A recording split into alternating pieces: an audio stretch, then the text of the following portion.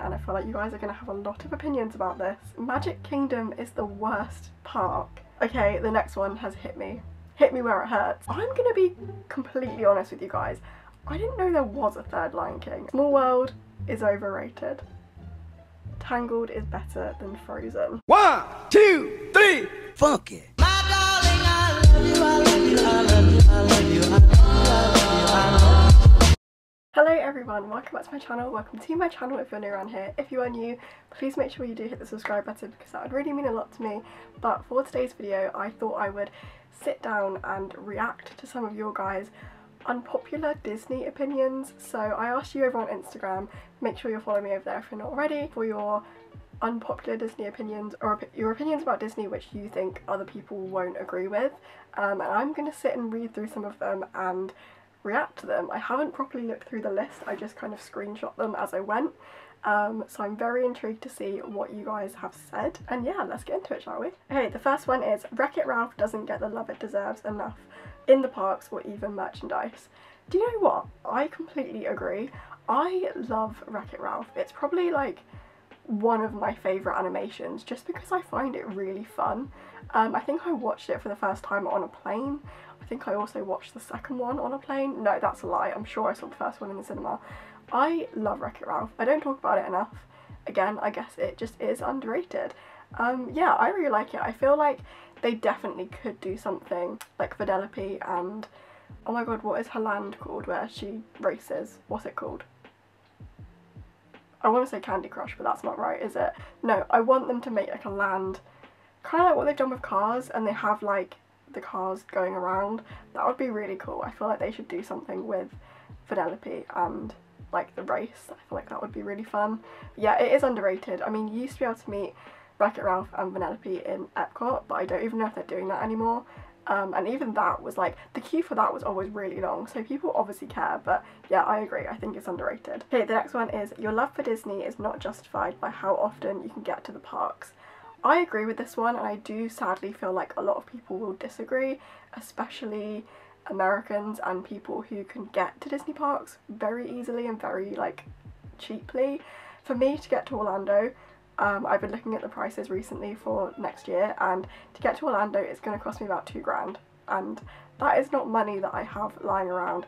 Even a trip to Disneyland Paris, the cheapest trip I could do is like £300, and that's expensive, you know? Like, considering how much you would pay if you were just to drive to Paris or Orlando or one of the other parks for the day and just pay to go for the day, like, it is excessive, especially if you don't live anywhere near them. So I agree. I love Disney. You guys know I love Disney. I talk about it probably more in my everyday life than I should. People probably don't care that much, but I do. Like, I have recently got massively into supporting like small businesses and like small Disney and like Disney small shops and that kind of thing. I've started my own Disney small shop, and I think that goes to show that, like, you know, I still love Disney and I'm still a massive Disney fan, even though by the time I do eventually go back to a Disney park it's going to have been at least 2 or 3 years since I actually went to one. Even right now I'm wearing my Practically Perfect Pieces t-shirt, which is like one of my favourite t-shirts. I love Disney films. I'll sit and watch a film, anything created by Disney, Disney Instagrammers, like, I don't know, I feel like my love from Disney comes out in other ways when I'm not at other parks, and I do know that a lot of people probably don't necessarily see that as like being a massive Disney fan because I'm not constantly in the parks, even though right now I physically cannot be in them. Next one is interesting, and it is Magic Kingdom is the worst park. I mean, I wouldn't say it's the worst park. In my opinion, and I've made this clear a few times, my least favourite Disney park is Hollywood Studios, which it never used to be. I used to love Hollywood Studios, but I think it's been let down a lot recently. Like, there was a lot of construction going on, so I kind of see why maybe you're saying that in terms of Magic Kingdom, because like, you're right, like, especially if we're going to look at it for the same reasons as to why I didn't like Hollywood Studios for so long. Magic Kingdom has a lot of construction going on right now. It always seems to have construction happening, which I do think takes the magic away a little bit. It is also incredibly busy all of the time in Magic Kingdom. I do feel like Magic Kingdom is like the best place to go for like photos and all that sort of stuff. The best food isn't in Magic Kingdom. I do think once the parades, the shows, fireworks, all of that is back, then I think the Magic Kingdom will have a lot more going for it. Like, I do understand why you're saying that, especially right now. I'm pretty sure there's also been like no park passes for Magic Kingdom for months, so yeah, I do understand why you're saying that, but I don't wholeheartedly agree. Okay, next one is another Magic Kingdom themed one, and it is the new castle design is better and not so washed out. I agree, I love the new castle. Obviously I'm a bit sad that it doesn't look the same as it used to, like when I was last there. There's always going to be an element of like nostalgia with the colours of the castle, but I love the new castle colours. I love the 50th anniversary decorations. I think they've made it look so nice. And yeah, it was washed out. I remember spending days in Magic Kingdom on my programme and just saying to my friends I was with, like, I can see that the paint is chipped and the paint has faded, like it's obvious.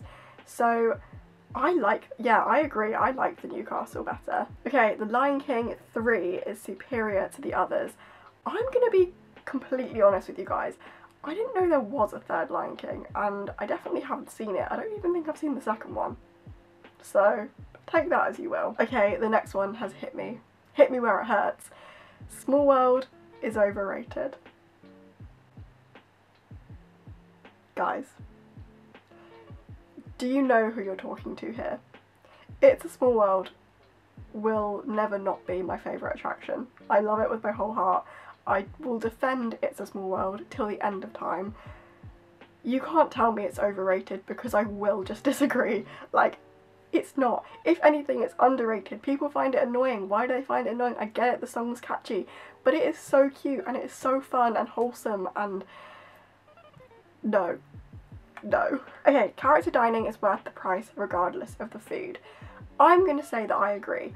I think this is definitely an unpopular opinion because I know that Disney dining, especially character dining, is very, very, very expensive, but I have to say I agree because one of my best memories from my Disney programme was doing Crystal Palace with my friends, and to this day, like, that is probably one of the best days I ever had on my programme, and we paid a lot of money. Even with cast discount, it was still like $50 to do that, and it was just so fun and so wholesome and so magical. I'm not a massive character person. I'm not like that fussed about meeting characters. If I went on a trip and they told me that I couldn't meet any characters, I really wouldn't be that bothered. But there was something about that character dining that was just so special. The food was okay, it was average Disney food, caters to everyone, like, it's nothing special. I know that you can do some character dinings which are a lot more special and the food is a lot, like, more exciting, but like Crystal Palace is the only character dining I've done, so it's the only like example I have to show. But I honestly think it's worth it, especially if you have children, because that is a memory they're going to really cherish forever. It is expensive, and I get why it's an unpopular opinion, but yeah, I agree. I do think character dining is so worth the money if you can do it. Okay, the next one is Tigger Is Underrated. I don't really have an opinion on Tigger, I'm not gonna lie. I love Winnie the Pooh, like Winnie the Pooh, I mean, there he is in the background. Winnie the Pooh is one of my all-time favourite, like, stories and just, you know, fictional places, things, I don't really know. Tigger being underrated, I guess. I feel like Tigger doesn't get as much, like, love as, say, like, Pooh and Eeyore, necessarily. So I get where you're coming from. I'm very impartial, I don't really have an opinion on Tigger, but again, maybe that is because he's underrated. I get that. Oh, okay, this next one's interesting. I'm not a fan of the classic Disney princesses, such as Snow White, Aurora, Ariel, etc. So I don't really class Ariel as a classic princess. I would say that's like Snow White, Cinderella, Aurora. Any more? No, those three. I agree. I don't really care for them all that much. I love the live action Cinderella. It's one of my favourite films of all time. I watch it again and again. I love it. Snow White I haven't watched since I was a child. I think I tried to watch it a few years ago and didn't enjoy it.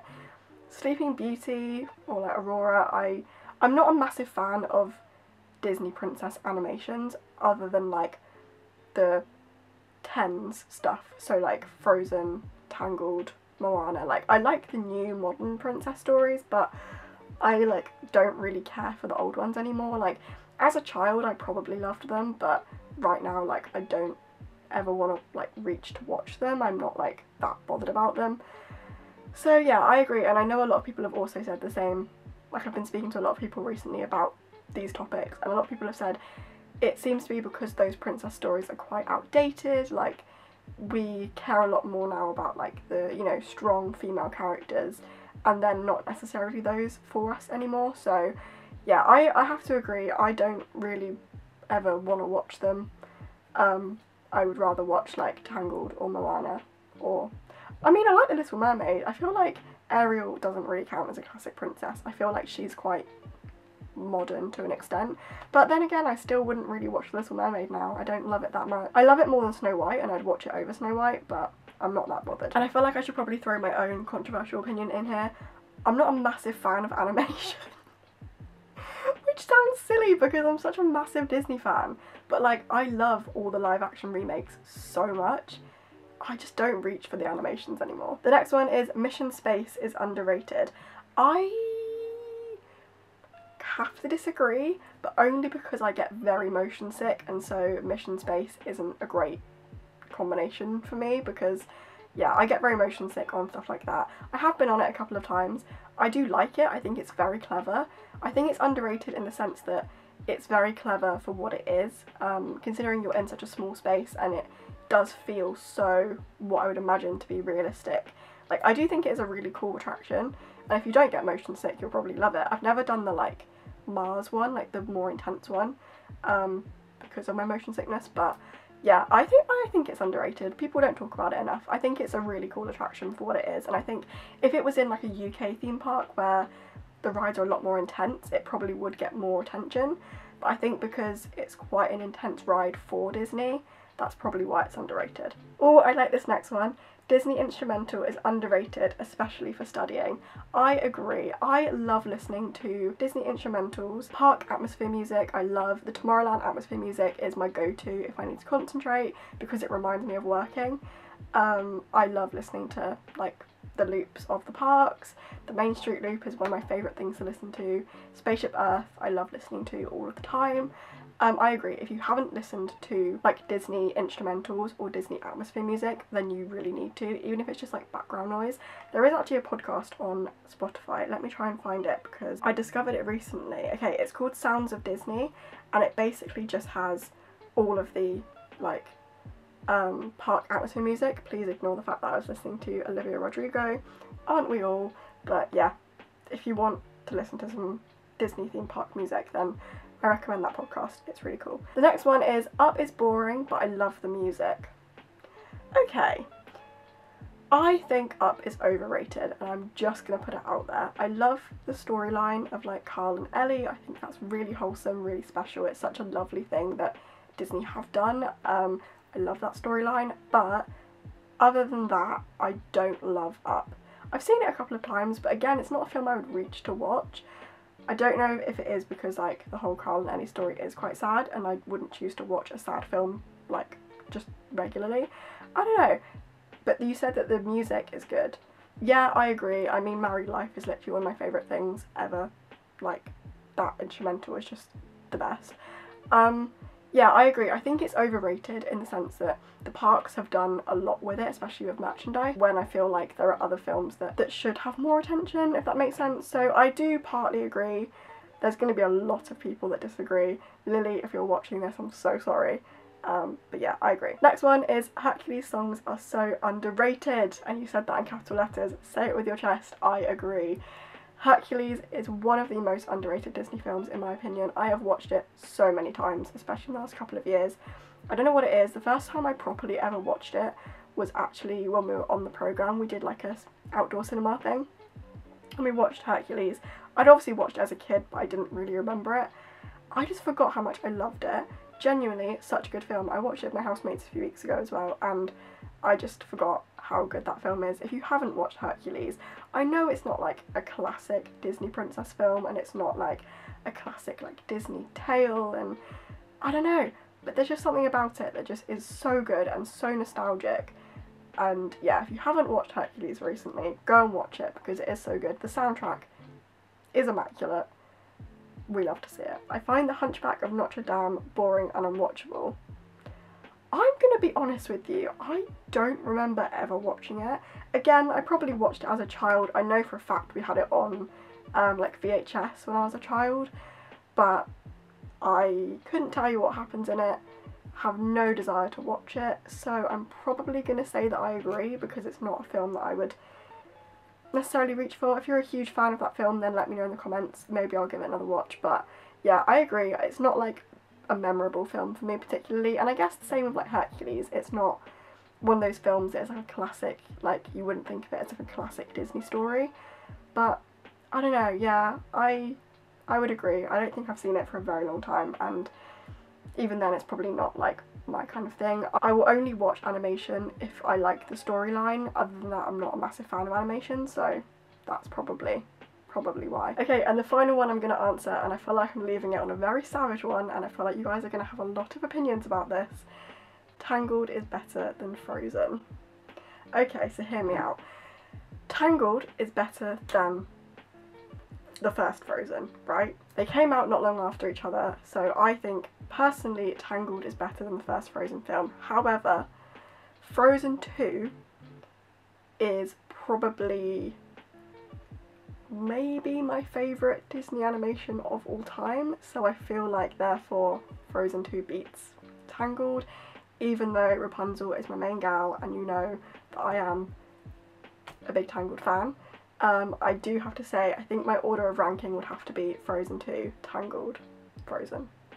Let me know what you guys think, because I feel like that's a very controversial opinion, and I'm glad that I've left it on this one, because I feel like there's going to be a lot to say about that. But yeah, Frozen 2 is the best, then Tangled, then Frozen. Okay you guys, I'm actually going to end this video here. Thank you so much for watching. Make sure you do subscribe if you're not already. If you have any of your own unpopular Disney opinions that you want to add, then please do leave them in the comments down below, and we can all have a chat about this, because I feel like I'm going to be very intrigued to see who agrees and who doesn't. Hope you're all having a lovely day, and I'll see you all again very soon with another video.